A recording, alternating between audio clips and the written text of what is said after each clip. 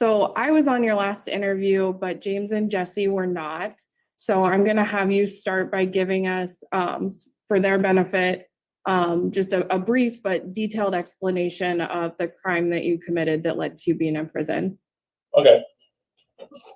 In July of 2017, after watching a movie late at night, the rest of my family was sleeping, and I happened to look over, and my daughter, which is my victim, was laying on the couch, and she was wearing short shorts, and I could see that her buttocks was showing through short shorts. And at that very moment, I stopped seeing her as my daughter, but as something I could use sexually gratify myself with. So had the thought to masturbate to the side of seeing her buttocks through her shorts. So I got down where I could have a good position to see it and masturbate. And then I took off my shorts. And I still had my boxers on. And then I noticed that I had a camera up there, so I got the idea to throw a shirt over the camera. And then I went back to the position. I masturbated to the side of it, and then when I was done, I took off the shirt and cleaned myself up, and that was in July 2017, I believe it was. Yeah. Thank you. That's right. We just heard from the biological father, the sorry excuse of a father, maybe just a sperm donor. We just heard him nonchalantly describe why he's in prison because, his 12-year-old daughter was wearing, short shorts and whatever, right? So how could he possibly help himself?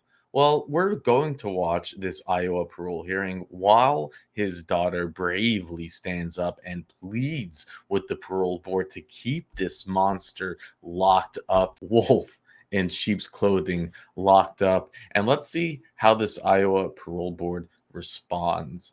I'll unpack it with the limited details that we have at the end. We do have some victim statements today, so I'm going to have you sit back and listen. And I'm going to have our victim liaison take over. So first, I'm going to share a statement on behalf of a, and just so that I know that we have another statement. And so Mariah, you will be next, but I'm going to go ahead and share a statement first. When the attorneys came to me with the plea deal, I was told they were going to offer Mike a mandatory of 9 years and that my child would not have to testify against him. I thought if we agreed to that, we would get 9 years of healing, growing, and the temporary feeling of being safe. Him being considered for parole takes away from those 9 years of comfort and takes away from the justice my daughter deserves. If he is released, how are you going to guarantee the safety of my family and myself? This is a person who has made so many threats towards me. I have been told a restraining order is just a piece of paper that to end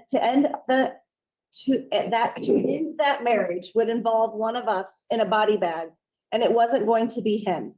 He has told me that he would take my children and disappear to Winnebago, where I wouldn't be able to get them back.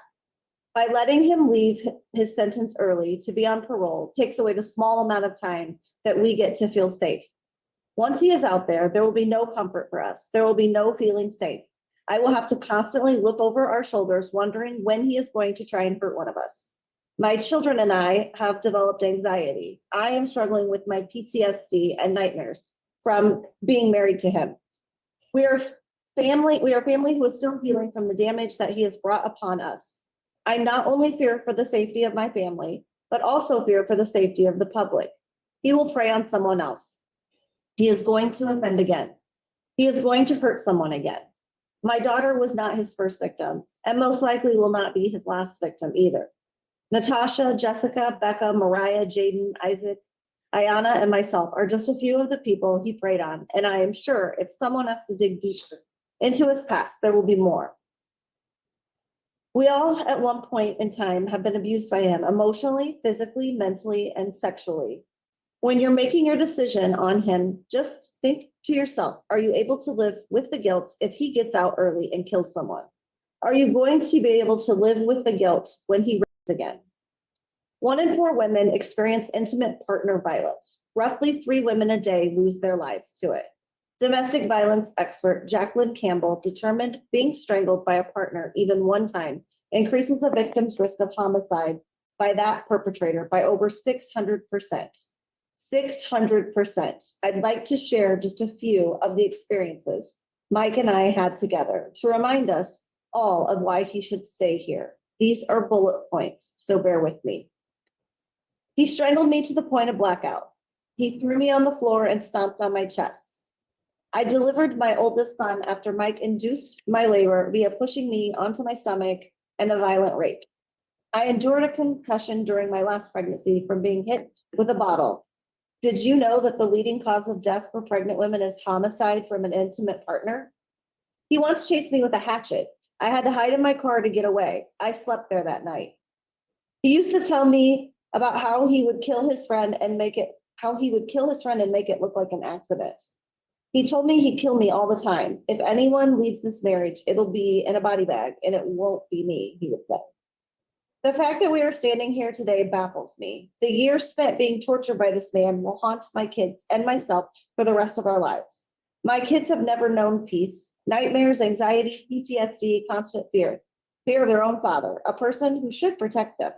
Mental, emotional, and physical abuse and violent sexual assaults are not what any child deserves.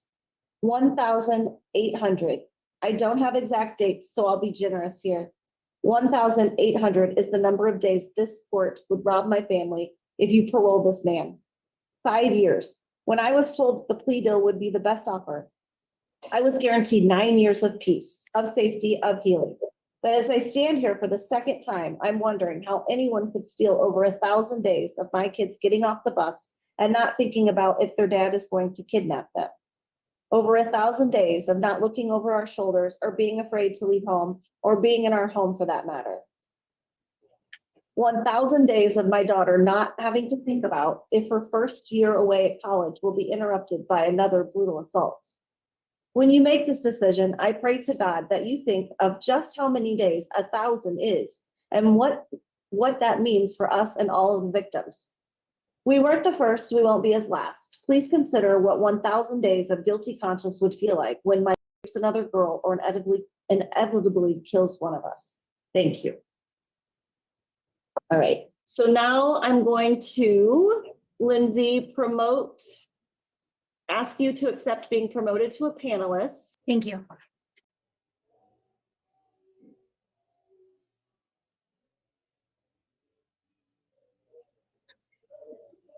My name is Hi, Mariah. You go ahead and share when you're ready, and just keep your statement directed at the board, please.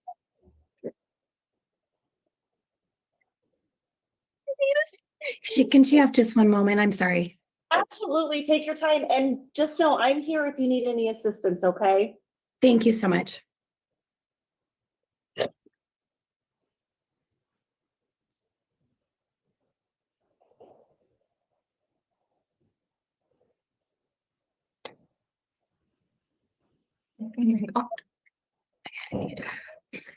My name is Mike's biological daughter, and I'd like to first start off by thanking you for listening to or reading my statement.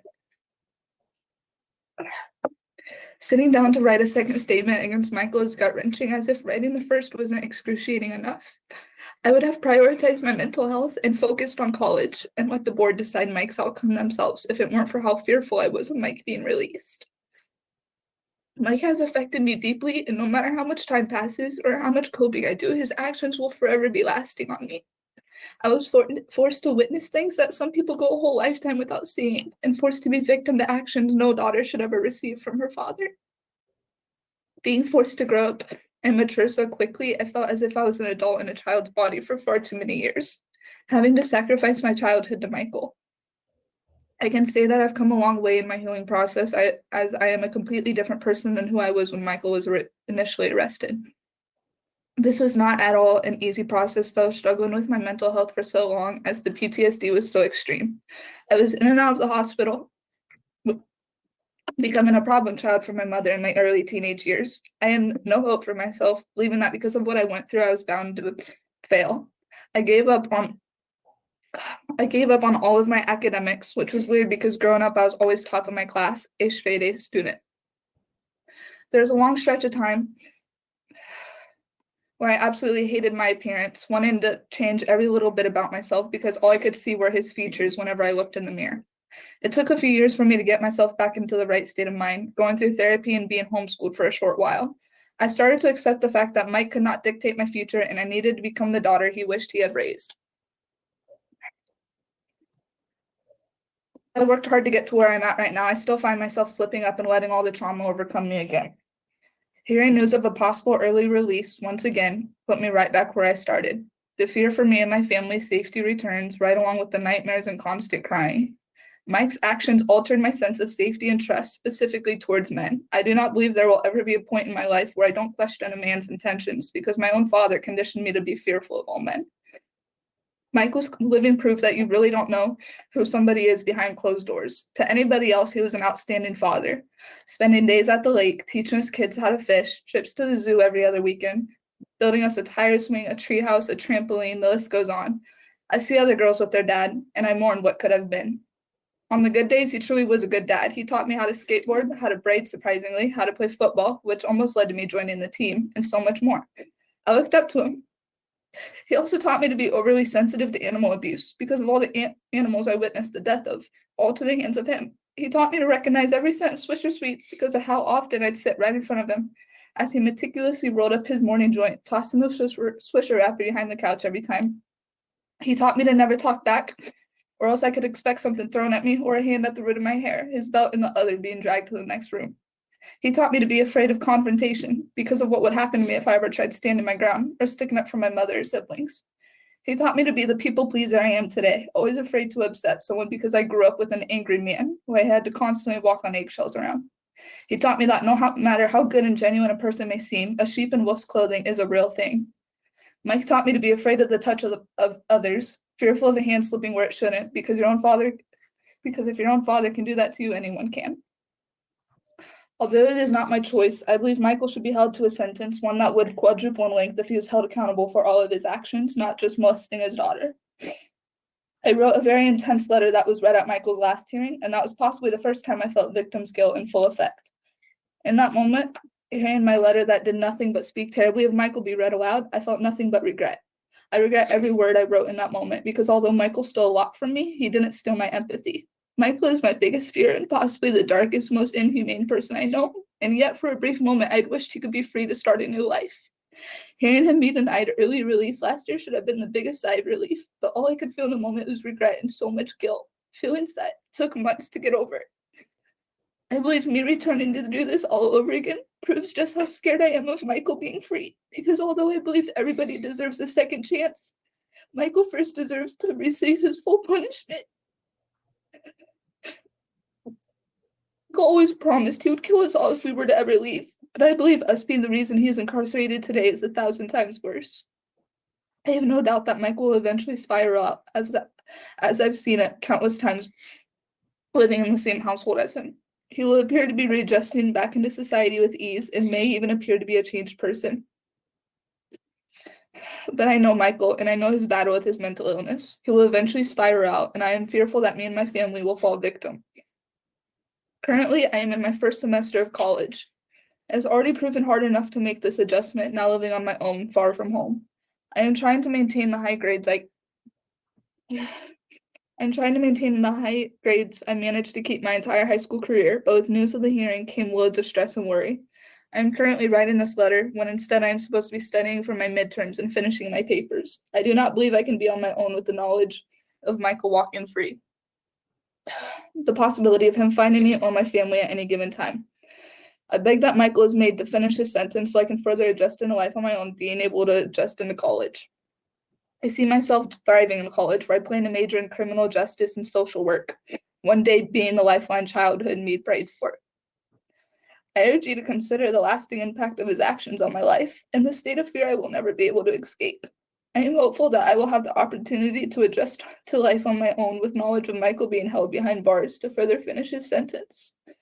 I am prepared the best I can be for when he is released, but only because that release isn't supposed to be until 2026, when I'll be 20 years old.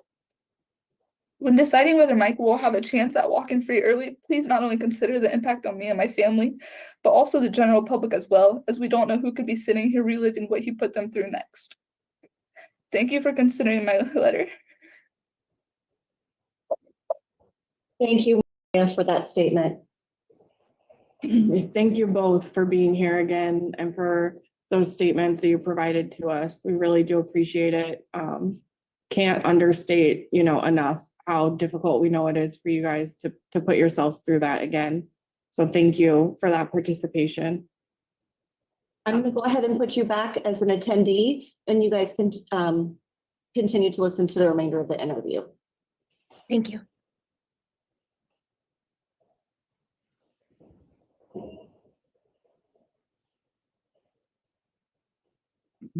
So, Mr. Bruning, after hearing those statements, is there anything that you'd like for the board to know? Keeping your comments, directed to us. Directed to you guys. I believe that both my daughter and my wife, or my ex-wife, they both deserve to live happy lives and everything. And I'm glad that she was able to do school and all that stuff. And what I did to her was terrible. I know it's long lasting and it's gonna be with her forever, or could be with her forever. And she's gonna maybe struggle with school, work, or even relationships, and it's all my fault. So whatever you guys decide, I'm ready for. I think, one thing that I took from both of their statements is that there's just a lot of fear. There's a lot of things they can't predict when you do get released. Yeah, And I think that's pretty fair. that's right. Unpredictable and they don't know. So is there anything that you'd like to address in that space about, their fear of you or contact from you? Yes, as I don't know but as far as you guys know, I'll still be on parole for the next, I don't know, lifetime parole. So, and then I'll be at a halfway house for the next probably year till I can get on my feet, and then I'll still be under supervised parole. And I've been taking the medicines for anger and anxiety like I'm supposed to. I've been rehabilitated while I was in here. I've been teaching other people treatment, and so I've pretty much been through the treatment like at least 15 times. And I'm ready to use those tools that I learned in treatment to go out there and be a law-abiding citizen. I believe that the person I was back then is not the person I am sitting here today in front of you. So, okay, that's good to know. Second question is, so the work release that you'll start at is in Council Bluffs. Yes, And yeah, ma'am. you will be there for a while as you figure out housing and everything, since you'll have restrictions. But long term, where do you want to end up living? What area? I'm thinking about moving away from the state, start a new life somewhere, and or Winnebago back to my tribe so I can help my people and stuff. But I'm not planning on returning to Omaha or anywhere close to this area. I believe that's fair for other people that see me far away. And then I think my last follow-up question before I'll let my colleagues ask questions. So you've worked helping as a mentor with special needs SOTP, right? Yes, ma'am. How many sessions of SOTP do you think you've sat in total? About nine sessions, which they last about 3 months to 8 months. So I've been through many classes. I have helped over 200 people with their disclosures and treatment program and helping them pass. So the only reason I got a new job is so I could help get it adequated to getting a real job situation. So I got a new job at IPI, and you pretty much, it's kind of like real work out there. That'd be, so 9 sessions with special needs, and then that's in addition to the one you did as your own Yep. treatment program, right? Yes. So I'm gonna let Jesse and James ask you some questions. since I was on your last interview. So let's start with James. Do you have any questions? Yes, thanks, ma'am.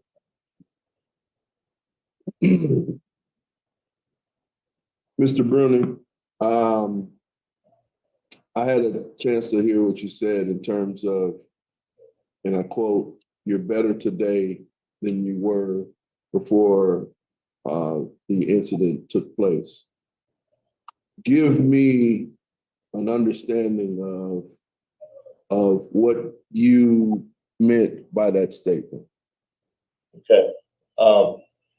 After going through treatment, I've learned tools and experience that I can use to help better myself, such as SMART goals, which the acronym starts for specific, measurable, achievable, and realistic.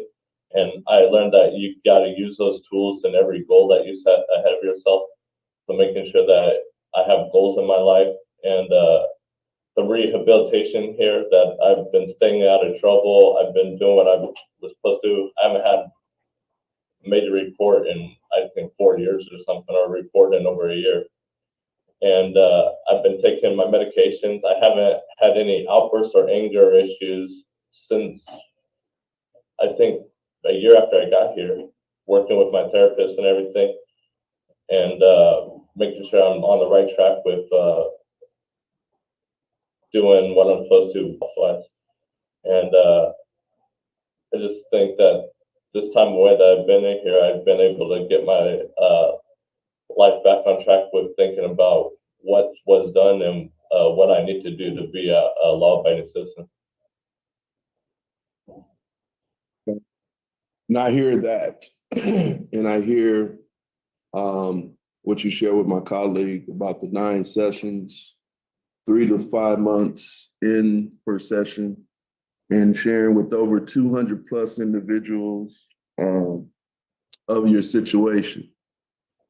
But I'm still stuck on what kind of preparedness did you encounter when I hear you from basically what you stated on how the incident occurred, and you was watching TV late, and in watching TV late, you start to depict certain things in your mindset that enticed or encouraged or did something to your mindset that led to your visual aspect of your daughter and performing the acts that took place. I'm still trying to understand what insight have you gained from that action that you chose to do at that period of time? Okay. Well, in treatment, I learned about crime schemas and chain of event, and I believe that some from things that happened when I was younger, it started that crime chain of event, and so from when my mother died when I was very young, or let's go back even more, when I was in my mother's care and she had to give me up for adoption. That started my abandonment issues. And then when my birth mom died, because me and my birth mom were very, very close, when she died at 13, I felt really bad abandonment, and I pretty much gave up on life or being any kind of like good at that time. And that started a whole bunch of schemas for me with why should I be good if they're just gonna think I'm bad, or cops are bad, or all those different thinking errors and stuff. So from that to being loneliness, abandonment, to the impulsivity of it. So all those are red flags now. And as seeing those as red flags, if I see any kind of crime schema come up, or the chain of events of that, or any kind of red flags that I have, which would be anger, impulsivity, loneliness, boredom, any of those that come up, I now know to reach out for help as soon as possible, work with my therapist, or any kind of support group that I have, such as friends or family, church, or even my parole officer if I have to. So I realized the effects that started that domino effect, and now I'm ready. I feel as though I'm ready and prepared to discourse that chain of events, if I said that right. Thank you, Mr. Bruning. I'm gonna conclude my question, and thanks. Thank you. Jesse, any questions? Yeah, yeah. Good morning, Mr. Bruno. I'm Jesse. Nice to meet you. Hello. So during the victim impact statement, when Amanda was reading, I was watching you in particular, and you were shaking your head no a couple times as though there was some disagreement to what some of the things she was saying. So can you explain that just so I'm not putting words into your mouth? Yeah, I was wondering about that too. I don't know if they're allowed to say things that aren't true, but there's some things in there that I 100% disagree with what she said on Like what? happened. I don't ever recall choking her to a point of passing out. I haven't. I don't remember ever stomping on her chest or anything like that. I haven't talked about killing her or the family, and I didn't say if she ever leave me, I would kill her or the family. I don't remember saying any of that about killing or anything. And the next question I was going to ask you, were you under the influence on that day? Were you under the influence on that day? Nothing, no alcohol, no, I can't hear you. Sorry, of marijuana, maybe, but not alcohol or anything like that. Okay. So that did not affect my state of remembrance or anything like that. And one of the things I was seeing you shaking your head to was when she mentioned the rape. Oh yes, she said the victim said that she said that she miscarried or something and had our son early due to a violent rape. I 100% disagree with that too, because that didn't happen. All right, thank you. Is there any other victims in your life? Yes, when I was younger, when I was in a adopted family, there was stuff going on between my family members and I. When I was 10 years old, 11 years old, it was very young, but my older siblings were having sex or something. I walked in on them and I was curious on what they were doing. And then they kind of taught me on what they were doing. And then they introduced me to my other sister that was kind of involved in it.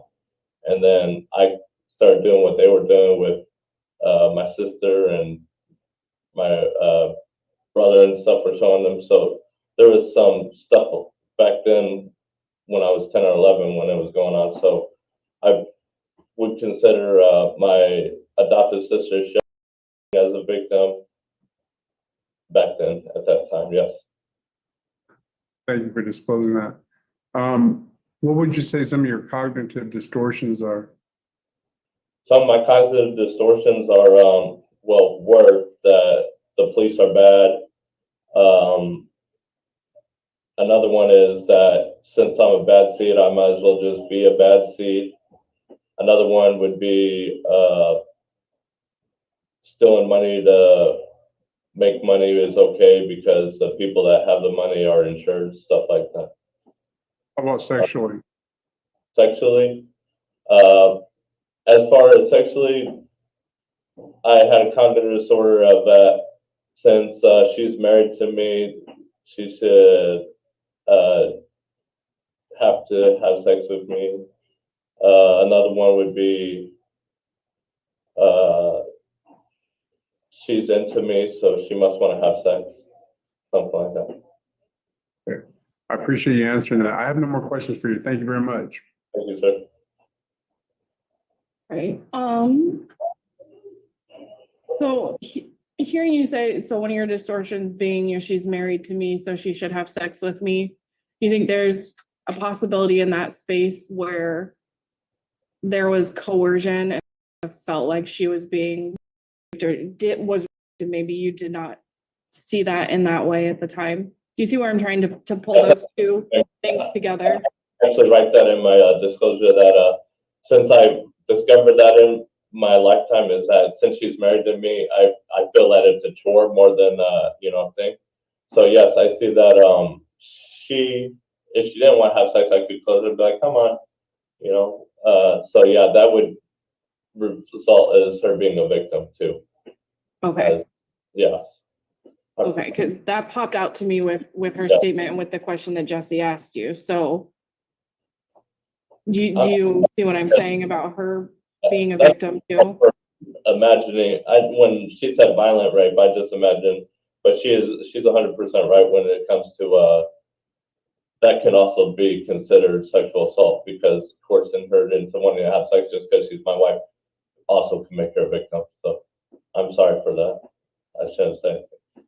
No, I appreciate you discussing that. Have you, is that maybe one of your distortions because there wasn't violence, it wasn't assault?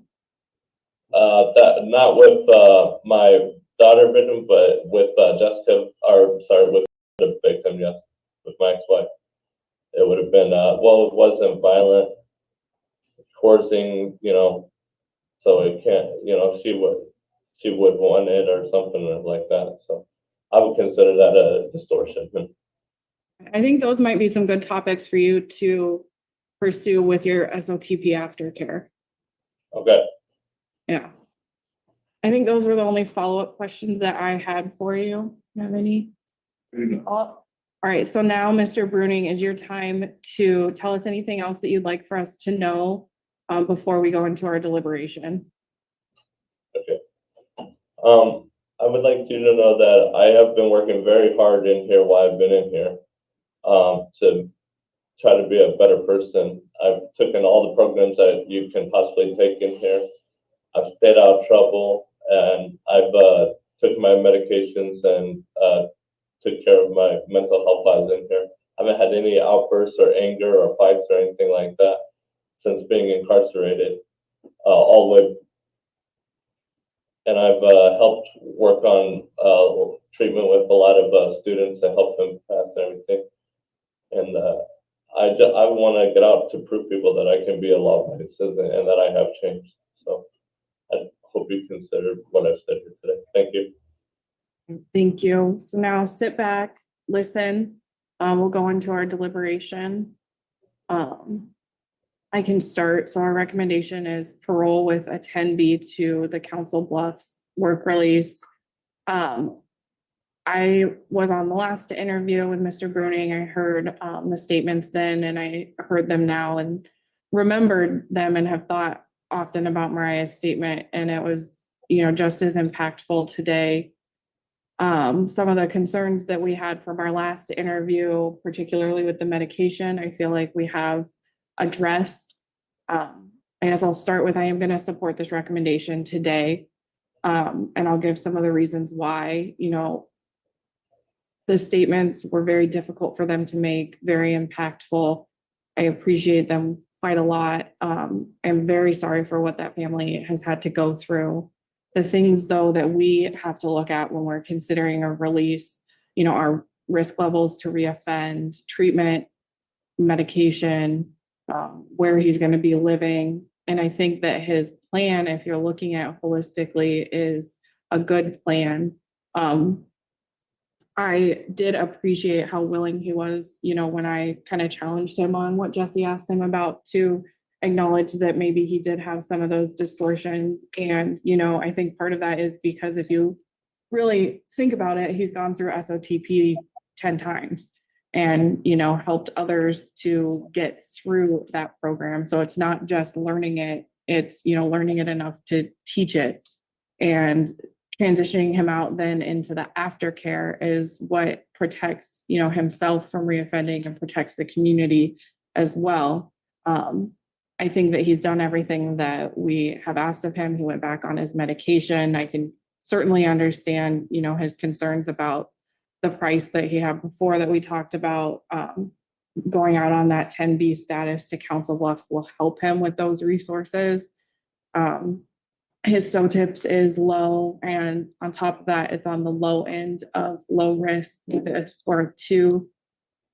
So I'm going to support this. It would be at this time a parole with a 10B. He'd have the no early discharge because it was a minor. We'd start with the internet restriction, no contact with minors. And the 40A, there's SOTP aftercare. It doesn't sound like substances were a huge issue, but there was marijuana, I think some concerns about perhaps self-medicating. So I would start with a substance abuse evaluation, and then I would add mental health medication compliance to continue to make sure that he's, working with a professional for those medications. And then I think starting with a 50A is a good idea. And that can be amended by the district as needed.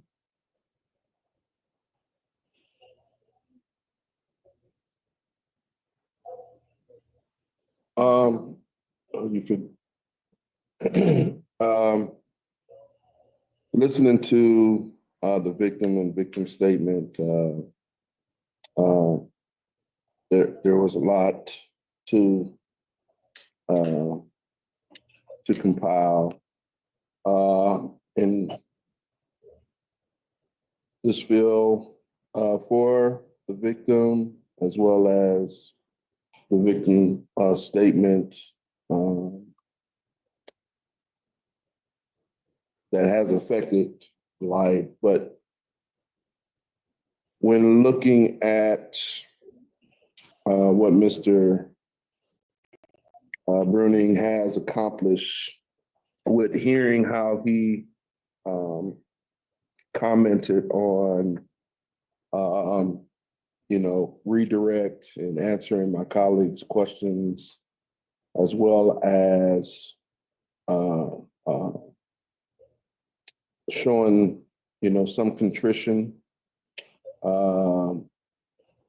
completing SOTP 10 plus times, being engaged and actively trying to be better to date than he was at, pretty much the last interview, where at one concern, he wasn't taking the medication, but see the importance and the relevance of why taking the medication is impactful and helps towards his growth as he navigates through this, navigates through obstacles that can help better him throughout life. I'm in agreement with what my colleague just stated. Therefore, I too am in agreement with DOC's recommendation. PG, I believe D3 with the 10B, the 20A for the minor limited action. The 20B, well, there's no need for the 20B because of the length of the sentence. The 30A, the 40A with substance abuse, SOTP aftercare, mental health, medication compliance. I did hear some concerns of wondering what would take place with the victim. And I know Mr. Bruning said that he would not have any engagement or involvement. So I just wanted to kind of throw out if the GPS is a concern or if that is a consideration to this. If not, that's okay. And then the 50A for prohibition. Believe in Council Bluffs that all sex offenders start with GPS, but I can add it on there just to make sure. Okay. All right. Okay, so I'm looking at the time constraint. First of all, I want to thank and Mariah for their statement. Very impactful. But I'm looking at the time constraint. Years, what we have left. He does have lifetime parole. He will be under supervision. We do at some point have to make a transition. So I'm going to agree with the department decision as tough it is as it is for me to make that decision.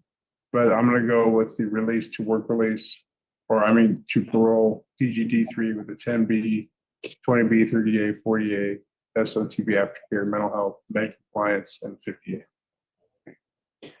All right, so Mr. Bruning, you heard our discussion and we are gonna grant your parole today. I'm gonna briefly go over all of those codes and the things that we were talking about so you understand.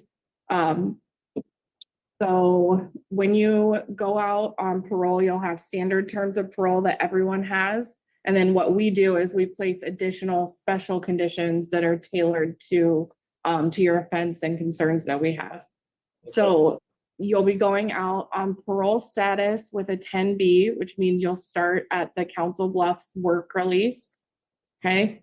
To begin with, you will have a 20A, which is limited internet usage, and everyone who starts SOTP aftercare has that to begin with.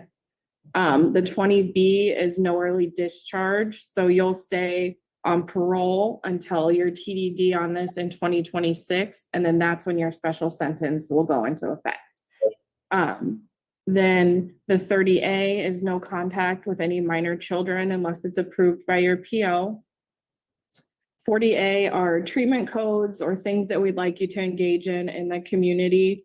The first is GPS. I think you would have started with that anyway, but just to alleviate some concerns with the victim, I think that's appropriate to engage in SOTP aftercare in the community. To get a substance abuse evaluation to see where you're at with that. And then when you first start out, you'll also have a prohibition on drinking alcohol or being places where alcohol is a primary activity. So like liquor stores, bars that don't sell food. Okay. Yeah. Any questions for me about what any of those things mean? No, All right. Well, thank you for your time today. thank you, guys. Good luck, Mr. Bruder. Have a good day. This board of they are psychopaths. I have no other way to like compartmentalize how these hearings occur. To quote what that moron actually said there at the end, he said we do at some point have to make a transition, so let's parole now. And it's like, are you kidding me? Are you mad? Are you psychotic? These parole board members, they have no empathy. They are dangerous. They're nuts. We literally hear from the victims. We hear from his daughter. And remember, I thought she was 10 years old at the time when she has to go through. We don't have additional information, but apparently he must have filmed it, and that's how he got caught. 10 years old. And you hear it in his voice, even when he describes it. Forget that there's no emotion, there's no fake emotion, there's no attempted emotion. There's not. It's like, well, I was sitting there watching TV and she was wearing shorts. So, you know, what else was a man to do? They don't do any, if you're the victims that have to go through this parole hearing, they are like coming up with excuses for talking about distortions. They're like, well, is it possible that while you were in this wonderful marriage with your wife, that you expected her to perform for you and you just thought that was what she was supposed to do. And when she didn't, you felt that it was a distortion. And that's why you were upset. And he's like, I mean, I didn't say any of that, but sure. Yeah. Okay. Yeah. Yeah. And they're like, oh, good. See, because you took the program like 802 times. And now let's just put a bunch of words in your mouth about what you learned from the program and then send you off on your way. It's like insane. Why didn't they simply ask him? They simply ask him, like, the answers you would get. Why did you think that was a good idea to do that to your daughter, huh? What do you mean TV you were watching? What do you say? And then, he's shaking his head while the victims are speaking, which is officially a no-no. And instead of them saying like, wow, you really don't get it. You really don't. And you could have taken your program 8,000 times. You don't understand the victim awareness thing. Take another victim. Instead, they say, I saw you shaking your head. Why were you shaking your head? His answer is like, well, I don't recall ever choking her until she passed out. I don't remember stomping on her chest. I don't recall talking about killing the family. Even in the way he's saying it, I don't recall. It's like unbelievable. He's like, I don't even drink. That wouldn't have destroyed me. I was completely sober when I choked her. But see, she, like in his mind, he might be thinking she didn't pass out. I just choked her. I stomped on her chest, but it wasn't that hard of a stomp. Like they didn't challenge, they just let him. So they let him shake his head. Then when they ask him about it, they give him the last word. The victims, the survivors can't come on to say anything. No, they say by definition, they actually, oh, okay. And then they grant him. Can you imagine what a slap on the face this is to the family listening? They're psychopaths, this board. They're sick.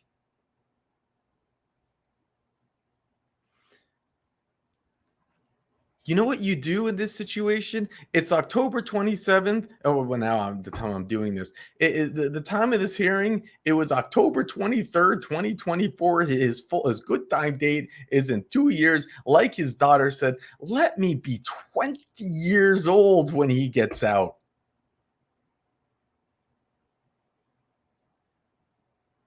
Let me be able to get through some college so I don't need to be worried.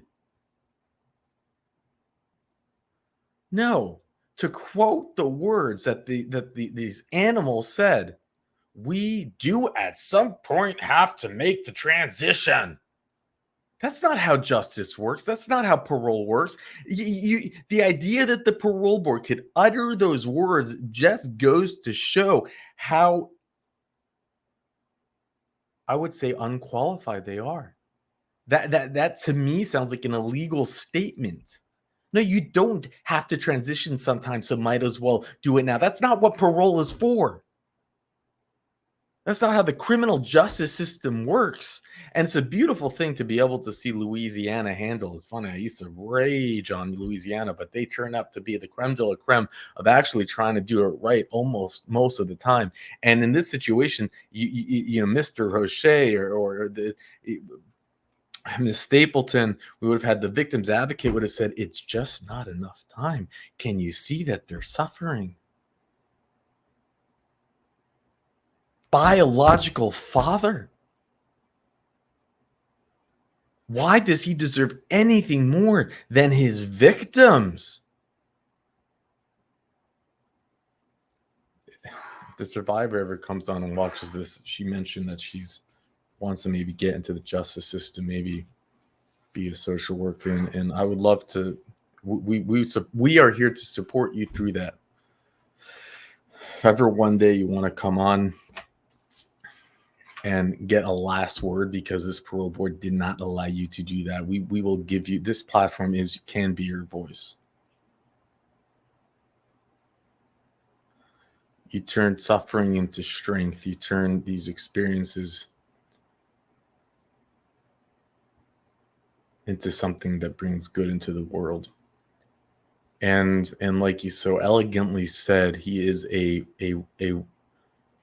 wolf in sheep's clothing. And he's not even, we have seen wolves in sheep's clothing that they look like every sheep. This guy didn't even try. But the parole board, they're so incompetent. They're so inept that he could have had a wolf's tail poking out of his pants, and they would have said, sure, we have to parole you sometime. I'm just so, when I first saw this, I just rage. I rage and rage and rage. I cannot believe these psychopaths would do that. And then did you hear how they said, oh, he has a 2 on his risk score, which makes him a low risk score, which, by the way, a 2 is on the high end of the low risk score, but we all know how to joke the low risk score is. But if you haven't seen it, let me just show you how pathetic these psychopaths are. This statewide risk score, all 50 states use it. So it starts off according to the offender's age, right? Now he was 35. Let's see, he was, because he's not 40 yet. He would have, I think, been 35 by the time he committed it. So he'd have a 0-1, a 0 score, 0. And the funny thing is, right, is if he's 60, you have a -3. And the purpose is you want to have the lowest score as possible. We all know, everyone who's not a sheeple knows that 60-year-olds, 61-year-olds don't harm children. And have you ever lived with a lover? If your answer is yes, you get a 0 point. So he's still at 0, right? 0, 0. Again, because we all know that those who harm children never live with lovers. And then it goes down the list. Now, it says, does he have prior? He admitted to having prior, although it's not on his record because he was a juvenile. But I think depending on how he answered the question when doing this, he would have gotten some prior non-convictions. It depends on his honesty. Well, it says conviction. So if he had charges, so he has let's say he had no convictions, but if he had charges, so he might gain a couple points. And any convictions for non-contact, that could be this one, assuming he didn't contact her. Since his victim's related, right, he actually doesn't get a point because for some reason they think that's good. No strangers, no mail. So it actually makes sense. He probably got, this probably what gave him the 2-point score. It adds up. And, well, it says 1. So it could be he's a moderate to low. He's not a low. He's a moderate to low score. But hey, they said that that's a good thing. Don't worry. He's going to be fine. Because someone who does that to their little child, also while he claims that he's completely sober. And I said, Richard, can you please check his record and see, because I didn't believe him. I thought this guy has a long record. But it's actually true he doesn't. This is his first felony. He does have possession of a controlled substance, marijuana, first offense, which he got in 2015. He spent 2 days in jail. No other red flags in that. He doesn't have, I thought we'd have DUIs. I thought we'd have these different things, but no, he's a full-fledged, monster who typically most of them are the ones that do this. And the board just doesn't see it that way. They actually think, here's the bottom line. They actually think that programs helped him, and they actually put him before the concern of his victims, a little child. And plus they listed off a whole, I have no idea who those victims are, but the board, they're psychopaths, in my opinion. They're evil, in my opinion. They have no soul, in my opinion, and something's wrong. And I cannot wait for an investigative reporter to air this laundry for the whole of Iowa to see it, because I doubt that the great state of Iowa understands that these monsters, in my opinion, are put in charge to keep their community safe. And with that, I'll let you go. Currently, I am in my first semester of college. It has already proven hard enough to make this adjustment now living on my own, far from home. I am trying to maintain the high grades I managed to keep my entire high school career, but with news of the hearing came loads of stress and worry. I am currently writing this letter when instead I am supposed to be studying for my midterms and finishing my papers. I do not believe I can be on my own with the knowledge of Michael walking free. The possibility of him finding me or my family at any given time. I beg that Michael is made to finish his sentence so I can further adjust into life on my own, being able to adjust into college. I see myself thriving in college, where I plan to major in criminal justice and social work, one day being the lifeline childhood me prayed for. I urge you to consider the lasting impact of his actions on my life, and the state of fear I will never be able to escape. I am hopeful that I will have the opportunity to adjust to life on my own with knowledge of Michael being held behind bars to further finish his sentence. I am prepared the best I can be for when he is released, but only because that release isn't supposed to be until 2026, when I'll be 20 years old. When deciding whether Michael will have a chance at walking free early, please not only consider the impact on me and my family, but also the general public as well, as we don't know who could be sitting here reliving what he put them through next. Thank you for considering my letter. We do at some point have to make a transition, so I'm gonna agree with the department decision.